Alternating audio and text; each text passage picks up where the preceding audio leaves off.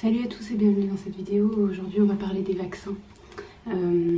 J'en parle suite à une question qu'on m'a posée par message privé. Donc c'est une maman qui m'a demandé mon avis et je me suis dit que c'est vrai que j'aurais pu en parler lors des vaccins de mon fils, puisque je pense que c'est un sujet qui questionne beaucoup les parents. Donc je me suis dit que j'allais faire une petite vidéo pour répondre par anticipation à celles qui pourraient éventuellement se poser des questions sur les vaccins, vous dire mon avis et puis le fruit de ma réflexion, de mes recherches, sachant que j'ai pas non plus creusé énormément. Je fais pas partie des personnes qui remettent complètement en question l'utilité des vaccins. Voilà, moi je pense que la vaccination permet quand même d'éradiquer des maladies sur certains territoires. Enfin, en tout cas, c'est ce qu'on a constaté. Maintenant, une fois que la maladie est éradiquée, est-il utile de continuer la vaccination? Je pense que oui, puisqu'elle n'est pas éradiquée partout dans le monde et donc ça me paraît possible qu'elle revienne. Après, ce que je trouve dommage à l'heure actuelle, c'est qu'on a tendance dans cette vaccination massive à un petit peu tout mélanger au niveau souche de maladie et à vouloir que les enfants soient vaccinés pour tout. Or, je pense que c'est bien de maintenir des vaccins obligatoires et des vaccins non obligatoires et d'avoir le choix en tant que parent de ce qu'on veut faire. Je trouve qu'à l'heure actuelle, c'est pas si facile que ça. Je vais vous dire pourquoi. Donc pour reprendre la base, pour ceux qui ne savent pas, il y a certains vaccins qui sont obligatoires, d'autres non. On doit faire ces vaccins à l'âge de 2 mois, donc courant du 3e mois, puis à l'âge de 4 mois, donc courant du 5e mois, et une 3e piqûre à l'âge de 11 mois, donc voilà, courant du 12e mois. Vous avez compris l'idée.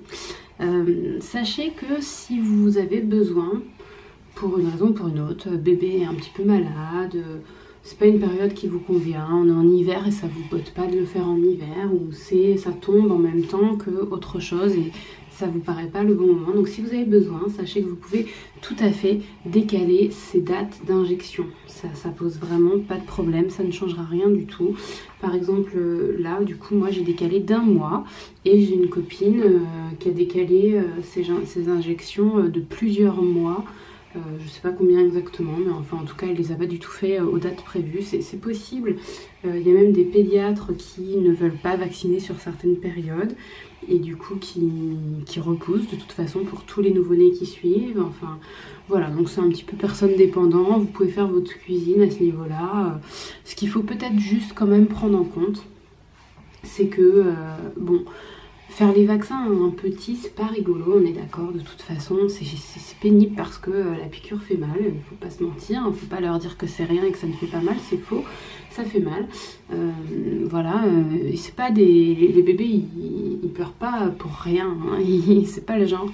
Franchement, moi, le mien, des fois, il se cogne à droite ou à gauche, ou il se coince un truc, et je trouve qu'il réagit assez peu vivement. Je pense qu'il encaisse bien, mais il a pleuré pour les vaccins parce que je pense que ça faisait mal, quoi. Enfin, voilà, c'est pas du chiquet, à cet âge-là, c'est pas du chiquet. Par contre, ce qu'il faut voir, c'est que, donc, en grandissant, c'est pas que ça sera du chiquet, c'est qu'il y aura une composante psychique qui va arriver, qui va être plus conséquente, parce qu'ils vont plus se rendre compte de ce qui va se passer. Ils vont éventuellement plus appréhender. Il faut savoir que les piqûres, elles se font intramusculaires, dans le muscle. Et du coup, si on est contracté, on imagine que ça passe un peu moins facilement. Donc, je pense que c'est plus facile quand même de faire sur des bébés.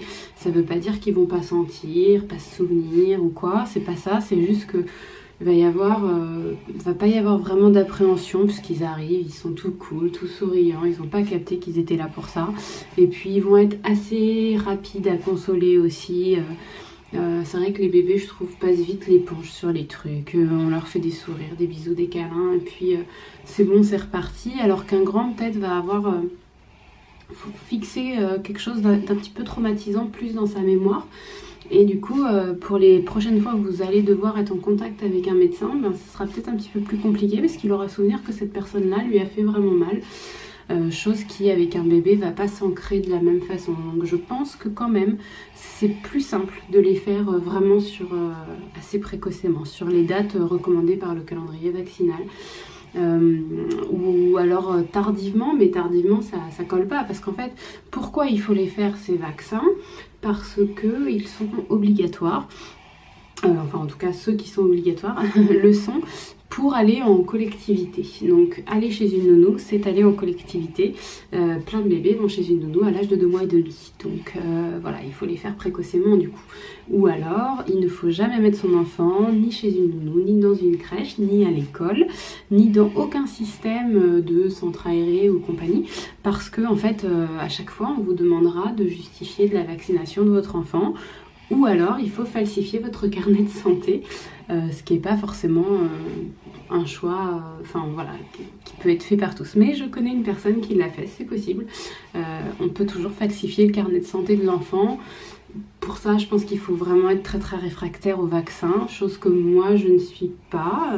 Je pense qu'il y a des gens qui sont très critiques envers les vaccins et c'est très bien parce que c'est vrai que c'est devenu un commerce et que je pense qu'on en abuse parce que ça rapporte beaucoup d'argent. Et donc du coup je pense qu'on en abuse, parce que pourquoi ne pas surfer sur une vague qui ramène de l'argent? Franchement, quand on est industriel, c'est très tentant. Donc je suis contente de savoir qu'il y a des gens qui œuvrent à s'assurer qu'on n'en abuse pas trop, qui vérifient un petit peu ce qu'il y a dans les vaccins, qu'il y ait des lanceurs d'alerte qui disent attention, là il y a vraiment un gros problème, qu'il y ait des gens qui essayent de mener des études pour voir l'éventuelle nocivité, notamment des adjuvants à ces vaccins. Donc l'aluminium, vous en avez peut-être entendu parler. Bon, je sais pas si... Moi, je vais pas vous dire là, oui, l'aluminium pose problème, ou non, l'aluminium ne pose pas problème. En fait, moi, ce que je pense, c'est qu'il faut toujours peser la balance bénéfice-risque. Et que... globalement, je pense que la vaccination sur ces maladies de nourrissons, notamment diphtérie, tétanos et poliomyélite, reste importante, puisque voilà, il y a des pays dans lesquels ces pathologies existent encore et que on ne sait pas, votre enfant plus tard va peut-être voyager, se trouver confronté à ces maladies, et s'il n'a pas été vacciné et qu'il les attrape, ça peut être vraiment très très grave pour lui. Donc moi je me sens quand même plus rassurée de savoir qu'il a ces vaccins-là.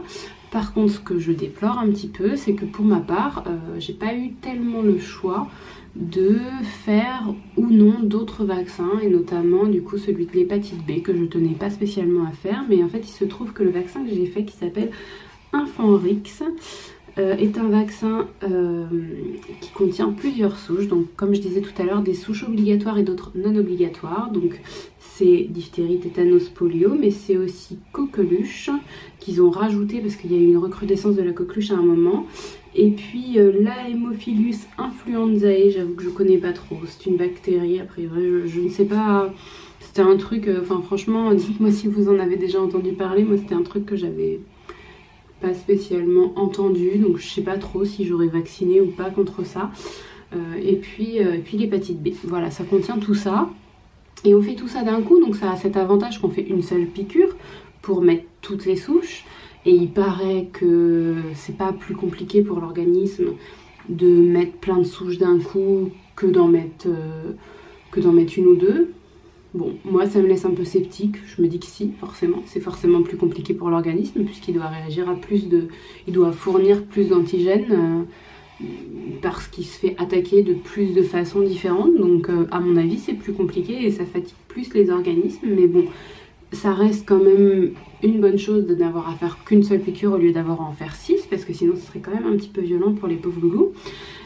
Sachant qu'il y a de toute façon une deuxième piqûre à faire dans un vaccin à part, qui est le vaccin contre le pneumocoque, qui est une autre injection à faire. Donc ce sont des vaccins qu'on fait, je vous disais, à l'intérieur du muscle, on les fait dans les cuisses pour les bébés.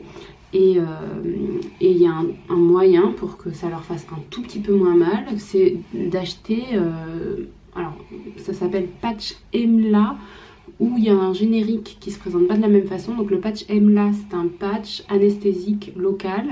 Il y a une espèce de... c'est comme un pansement avec un gel dessus et vous le positionnez. Donc vous le positionnez, vous avez la cuisse qui est comme ça, intérieur, milieu, extérieur. Vous le positionnez plutôt vers l'extérieur un petit peu. Voilà, parce que c'est là où ils vont piquer. Haut de la cuisse, extérieur de la cuisse. Éventuellement, vous demandez à la pharmacienne ou au docteur de vous montrer où c'est exactement. Mais, et puis moi, je dois en positionner bientôt là parce que je vais avoir les rappels. Peut-être que je vous ferai un petit tutoriel si j'ai le temps. Si ça se goupille bien ce jour-là, je vous ferai une petite vidéo. Si ça se goupille pas bien, je m'embêterai pas, je suis désolée. Mais quand je suis dans le speed, c'est pas le moment de faire une vidéo. Donc du coup voilà, il y a ces petits patchs là et le générique se présente pas pareil, c'est une petite crème, un tube de crème et puis un petit pansement à découper. Donc c'est le même système, c'est juste que vous devez mettre la crème et puis coller le pansement par dessus. Dans les deux cas, il faut que ce soit appliqué 1 heure avant pour que ça ait le temps d'agir, et dans les deux cas, ça reste un anesthésique superficiel, c'est-à-dire que ça va vraiment agir au niveau de la peau mais pas à l'intérieur du muscle. Donc ça fera toujours un petit peu moins mal à votre petit loup, mais ça restera douloureux au moment de la diffusion dans le muscle. Il ne faut pas non plus se leurrer complètement. Moi, perso, je le fais parce que je pense que c'est toujours ça de prix au niveau anesthésique. Si c'était sur moi, je préférerais qu'on anesthésie au moins un petit peu ce qui peut être anesthésié. Donc je le fais. Parfois les médecins ne pensent pas à le proposer, donc n'hésitez pas à dire à votre médecin j'aimerais avoir ça, parce que c'est sur ordonnance. Quand le médecin vous prescrit les vaccins, n'hésitez pas à demander d'avoir ce petit patch en plus. Voilà. Ce que je voulais dire par rapport aux vaccins en eux-mêmes, c'est que du coup, moi j'ai pas eu le choix. J'ai fait Infanrix et puis Prévenard, sachant que du coup, j'ai pas creusé, j'aurais peut-être dû, mais certains parents arrivent encore à trouver des vaccins, mais c'est plus difficile à trouver, qui ne proposent que les vaccins obligatoires en fait. Moi, Infanrix comprend les obligatoires et les non obligatoires. Certains parents arrivent à trouver les vaccins que obligatoires. Donc si jamais vraiment vous tenez à le faire, sachez que c'est possible, mais je ne sais pas trop comment, parce que du coup moi je ne l'ai pas fait. Voilà, ça peut être une alternative. Si vous êtes un peu mitigé sur l'idée de faire vacciner vos enfants, ça peut être une alternative. Vous pouvez faire qu'une partie, mais ce vaccin qui ne comprend que les vaccins obligatoires est plus compliqué à trouver, il est moins commercialisé, et je pense que c'est ça qui est un peu triste en fait, c'est qu'il soit moins facile d'accès et qu'on ne nous dise pas voilà, vous avez le choix entre ça et ça. Moi on m'a pas posé la question, on m'a fait une prescription, je savais ce que ça impliquait, j'ai pas cherché à négocier quoi que ce soit, mais je trouve ça dommage qu'on m'ait pas posé la question, est-ce que vous voulez celui-ci ou celui-là, et je trouve ça dommage que pour les parents qui veulent vraiment que les obligatoires, que ce soit si compliqué de les obtenir, parce que en fait voilà, les laboratoires pharmaceutiques font pas l'effort de proposer du choix, et ils se tournent directement, à mon avis, pour des raisons financières, vers le vaccin qui contient le plus de souches, donc qui coûte le plus cher, et en imposant à un maximum de gens de faire un maximum de vaccins, bah, ça leur ramène un maximum d'argent tout simplement. Je trouve ça un peu dommage de se faire de l'argent comme ça au détriment de la liberté des gens en fait. Moi vous avez compris je pense dans mes vidéos que je suis plutôt du genre à trouver bien de laisser des libertés aux gens, aux adultes, aux enfants, etc. Et là du coup je trouve ça un petit peu liberticide leur façon de faire. C'est un commerce un peu imposé aux gens, quoi. On est un peu pris au piège dans leur truc, ça ne me plaît pas beaucoup, mais bon. N'empêche que si vous devez faire vacciner vos enfants, je pense que quand même, soyez rassurés, la balance bénéfice-risque pèse en faveur du bénéfice. Il peut y avoir des problèmes suite au vaccin, sans doute, comme il peut y avoir des problèmes avec tous les médicaments. Vous donnez du Doliprane à votre enfant, vous pouvez avoir un problème, donc après... Voilà, on n'est jamais à l'abri, mais à la fois, on n'est pas non plus à l'abri quand on achète un fringue, que le fringue contienne une substance qui déclenche une allergie. Quand on donne à manger à son enfant, pareil, que l'enfant soit allergique à un aliment. Enfin, on n'est jamais à l'abri de toute façon. Donc, il y a toujours une partie de la population qui va avoir un problème avec tel ou tel truc et les vaccins ne font pas exception. Voilà, donc c'est une possibilité, c'est certain, mais je pense que ça sert à rien de se focaliser dessus. Si toutefois vous voulez en savoir un petit peu plus, il y a un blog qui s'appelle maman-bienveillante.com. Elle a fait un article là en décembre 2016 pour parler du sujet des vaccins, parce qu'en fait elle avait fait une apparition dans l'émission des maternelles qui avait été consacrée justement aux vaccins, et puis du coup elle revenait un petit peu sur ça, donc je vous encourage à aller lire son article si vous voulez en savoir un petit peu plus, mais sinon moi je voulais dans un premier temps plutôt vous rassurer quand même, parce que même si ça reste un moment pas très agréable, c'est pas non plus atroce. Essayez de prendre rendez-vous à un moment où votre bébé est plutôt pas mal. Moi je trouve par exemple que le mien c'est mieux le matin, en plus ça diminue un peu les risques de retard dans la salle d'attente du docteur, etc. Et puis essayez aussi de prendre rendez-vous à un moment qui se rapproche d'une tétée ou d'un biberon, ce qui permettra d'apaiser un petit peu votre bébé soit avant, soit après en fonction de votre enfant. Moi j'aime bien donner le sein avant d'y aller par exemple, comme ça il est un petit peu détendu, un petit peu cool. On fait les vaccins, gros câlin après, et puis en général après on arrive à un moment où il est un peu fatigué. Voilà, j'essaye de m'organiser comme ça il dort un bon coup. Si vous avez des réactions un petit peu fiévreuses, c'est possible, mais c'est quand même de plus en plus rare parce qu'ils ont progressé en vaccin et maintenant les réactions normalement n'existent quasiment plus. C'est possible que vous ayez une petite fièvre légère. C'est possible aussi que vous ayez juste un enfant plus fatigué, et ça c'est juste normal parce que son organisme est en train de faire tout ce qu'il faut à l'intérieur pour mettre en place sa stratégie de défense contre les petites attaques qu'il est en train de subir, qui restent des toutes petites attaques, mais en mettant en place toutes ces stratégies, ça fait que, le principe de la vaccination c'est ça fait que voilà, il aura dans son organisme déjà tout ce qu'il faut pour se battre contre ces maladies, si toutefois un jour il y était confronté, et donc il les développera normalement jamais. C'est ça l'idée. Et puis vous pouvez aussi avoir à l'endroit de la piqûre une petite réaction, voilà, soit une petite rougeur, c'est un petit peu gonflé, un petit peu rouge, voilà, une petite inflammation comme ça locale, ça passe en quelques jours, c'est pas très grave non plus, mais si vous avez quelque inquiétude que ce soit suite à une vaccination, vous n'hésitez pas, bien sûr, vous rappelez votre médecin et puis vous voyez ça avec lui parce qu'on ne sait jamais. Enfin, ceci dit, voilà, moi dans mon entourage, j'ai jamais entendu d'histoire glauque. C'est sûr que si on va sur internet, on en a des histoires bien sûr, mais sinon dans mon entourage, j'ai jamais entendu d'histoire glauque relative au vaccin. La plupart du temps, ça se passe vraiment très bien. Donc voilà, rassurez-vous quand même.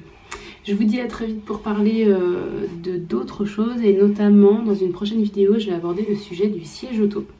Voilà, parce que c'est quelque chose d'assez important qui concerne pratiquement tout le monde. Je pense que le siège auto, quasiment tout le monde en a un.